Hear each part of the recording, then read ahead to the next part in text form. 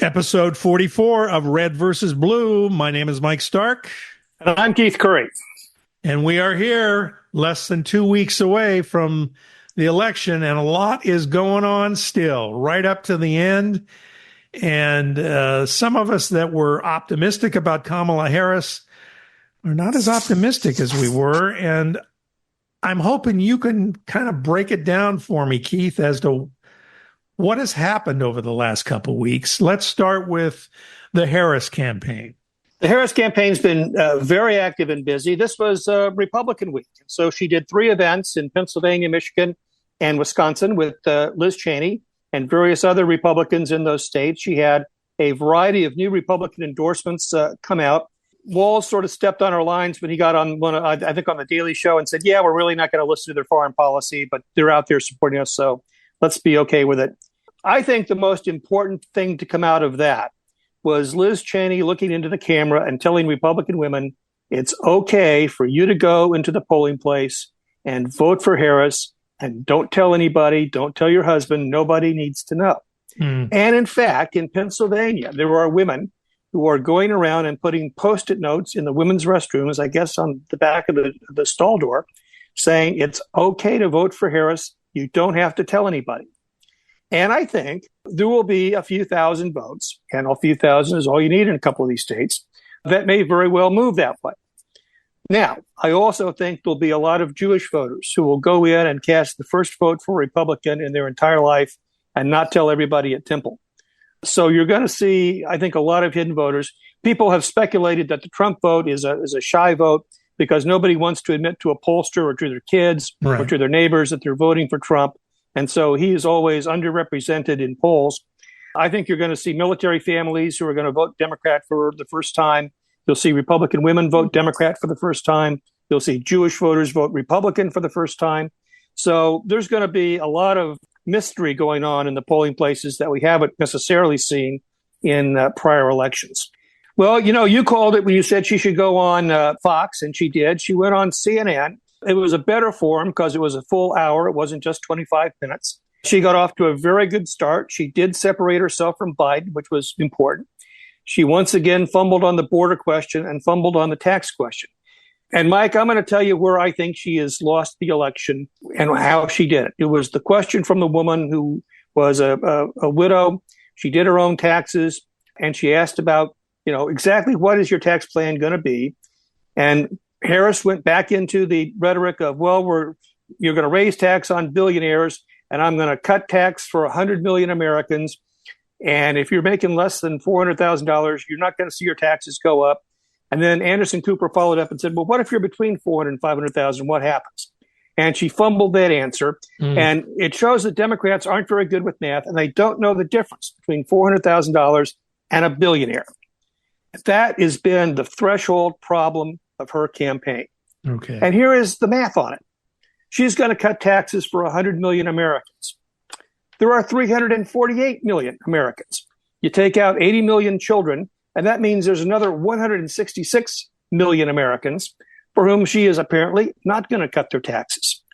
And when she says the Trump tax cut only went for billionaires, everybody is thinking, wait a minute, my taxes were cut. As we talked about earlier, my taxes, because I had my accountant calculate it, were cut $5,847 for 2017. Everybody knows that number. And she's being disingenuous when she's saying that she's only going to raise taxes on billionaires. People have figured that out, and they figured out where they stand on that conundrum. And $400,000, by the way, that's a longshoreman married to a teacher. It's 2 cops earning overtime who've been on the force for 10 years. It's 2 teachers who have a rental property.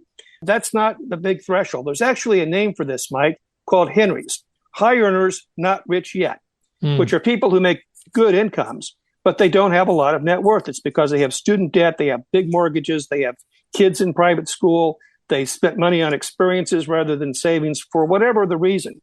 They make a lot of money, but they don't have a lot of money in assets. And that group is very anxious about the economy and what it means for them. And she's not offering them any help. So when the CNN analyst after the forum, Axelrod and Van Jones sort of said, well, it may not have been their best night. She may have, word saladed a few things. you know it was not a good night. And I will go down on record as saying I believe that her mishandling of the tax question will be the nail in the coffin if she loses the election. Well, as Van Jones said on that panel that you were discussing, Trump can be lawless. She has to be flawless.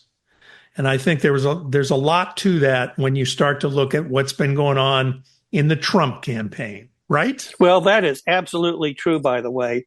For this coming week coming up, Harris has got Beyonce, Bruce, and Barack out on the hustings, whether she's going to do a speech on the ellipse at the White House. So she's going full force with the celebrities.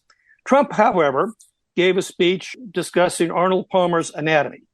Now, I will only say, as it relates to Arnold Palmer, I'm glad somebody in this election is going to come out of it with their reputation enhanced.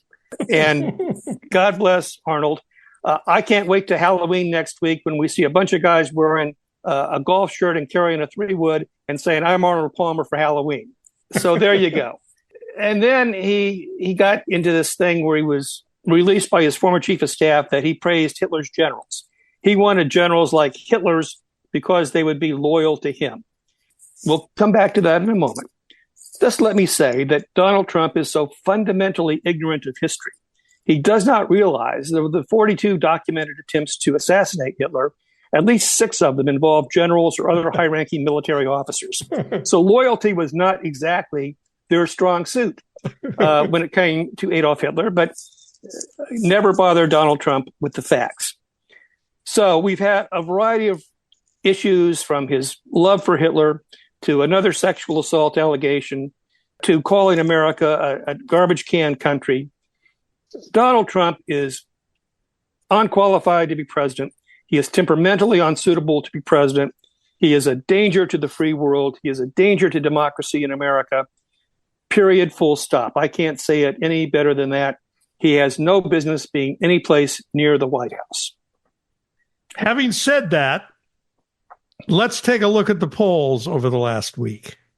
The polls, and Mike, we call them as we see them here. We don't sugarcoat anything. Right. The polls have slowly, gradually, and inexorably moved in Trump's favor.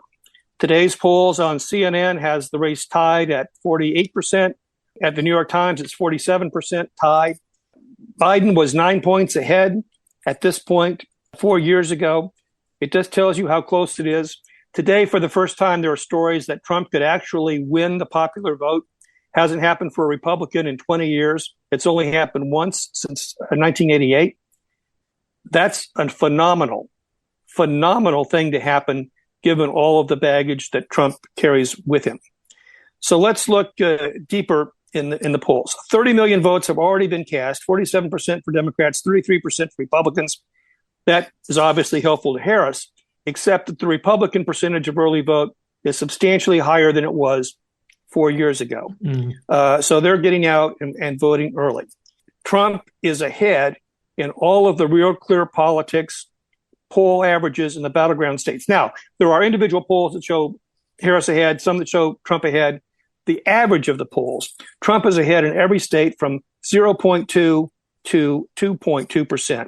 Harris is slipping in all of the states. She's not moving forward. Nate Silver, who has a great book out on gambling odds, says in his gut, it's Trump. Now, James Carville and Stuart Stevens, Republican analysts, have said they think it's got to be Harris, but I read them carefully, and I think a lot of it more is wishful thinking than it is hardcore analysis. I think it's not looking good for the Harris campaign. Yeah. Can you explain this to me at all? Is there any logical reason for this? No, it is utterly illogical. Okay. America has become immune, and this speaks to the soul of America, to the trespasses of Donald Trump. It just washes off people's backs, and it's factored in already, and they don't care. People who are not going to vote for Trump have decided that months ago. New information is not moving them one way or the other. Harris, who had a good enthusiastic start when she got the nomination, has floundered.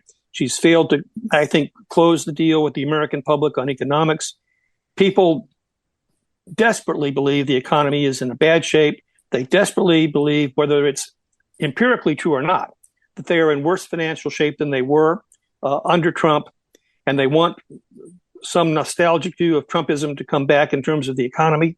And they're not even listening to Trump's economic plan. He proposed today no taxes on anybody, just tariffs. And that's just nonsense. But nobody cares anymore. I mean, you're absolutely right. Van Jones got the calculation of how people view things exactly right. But Harris has failed to close the deal. She's in a box. There's a lot of press this week about how liberals are very disquieted by her doing events with Liz Cheney and cozying up to Republicans, getting Republican endorsements. They think that makes her somehow suspect. And so the nature of her coalition is such that she's really boxed in. She can't go like Trump is doing to fan the base to get them out, and she can't go to appeal to the middle to get Republican votes, which she might have been able to do because of her liberal base. And that box has left her in a narrow range of voters. It's a close range. I mean, it's going to be a very close election, in my opinion. But nonetheless, Trump is moving ahead, and the momentum, such as it is with Trump. Okay, let's look at this a little deeper. If Trump wins the White House, there is also a very good chance, and you can talk a little bit about this, that the Congress will also go to the GOP. Fill me in on that. Well, let's look at the Senate first. In Wisconsin, Democrat incumbent, the new poll out in the Real Clear Politics average for the Senate polls. And again, there are polls that show the Democrat ahead, some polls that show the race tied or the Republican ahead. The average of polls, the Democrat is ahead, Tammy Baldwin, 0.2%. In Ohio, Sherrod Brown, the Democrat incumbent, is ahead 0.6%. Michigan, the Democrat incumbent is up 3%. Montana, the race that would give the Republicans 51 votes, the Republican is up 7% and holding steady. It looks like Ted Cruz is stabilized at sort of plus 5 to 7 in Texas and is staying at that level. Scott in Florida is up about 8. So Republicans are holding their incumbents, and Democrats are seeing races slip away. Even in Pennsylvania, where Casey is like 1 point ahead, the firefighters of Philadelphia today endorsed the Republican challenger. So that race is looking to be one that the Democrats could also lose. So most people think there's going to be 51 Republican votes, maybe 52, could be 53. In the House, 6 critical races in New York, 6 critical races in California that I think are going to decide. Republicans currently have a need to keep 4 votes. I think it's going to be a 4-vote advantage, but it could be either party. There are enough seats in play, and they're all localized issues that make it hard to predict where the House is going to go. So if the election were held today, I think you'll see a President Trump, a Republican Senate, and a House that could be either way, but very close. Add that to a very friendly Supreme Court that is very friendly to Donald Trump. We have a locked up government. We do. And the most frightening is that before, there were responsible people in the cabinet, in the White House, on the staff, who provided guardrails that kept Trump from being as bad as he could have been. Those people are not going to be there this time. So it will be, Trump unfiltered. And that, I think, is very dangerous for the country and for the free world. Anything else we need to talk about before I go into the corner and sulk? Go Dodgers. We got a chance to go back and beat the Yankees in the World Series. Absolutely. So there is some positive stuff going on. All right. Well, thanks for the analysis, as always, Keith. It's amazing. We've got less than 2 weeks. We hope you have enjoyed these podcasts. We're going to continue with them for a while because we don't even know if the election will be called on Election Day at this point. That could be, who knows what could happen. This election season is just so bizarre. Anything can happen. And we want to thank you, though, for indulging us over the last 44 episodes. Over a year we've been doing this. We've been having fun doing it. We feel that we're leaving a great document of what went on over the last year of campaigning and so on. If nothing else, we will have that as our legacy that will remain on Spotify forever, basically. So if you haven't subscribed, if you haven't left us a review, please do that. And Mike, let me just say, the campaign has moved to podcasts. Donald Trump is going to be on Joe Rogan today. So let's just take this opportunity to extend an invitation to the Harris campaign, to the Trump campaign, to come on Red versus Blue and answer some real questions and have an opportunity to speak to voters in an unfiltered way. We're always here for you. Come on down and be on the Red versus Blue podcast. That's what I like about Keith. He's a dreamer. Okay, well, we'll be back next week with our pre-election final edition of Red versus Blue. Thanks for joining us. We'll see you next week. Thanks, everybody. Be safe.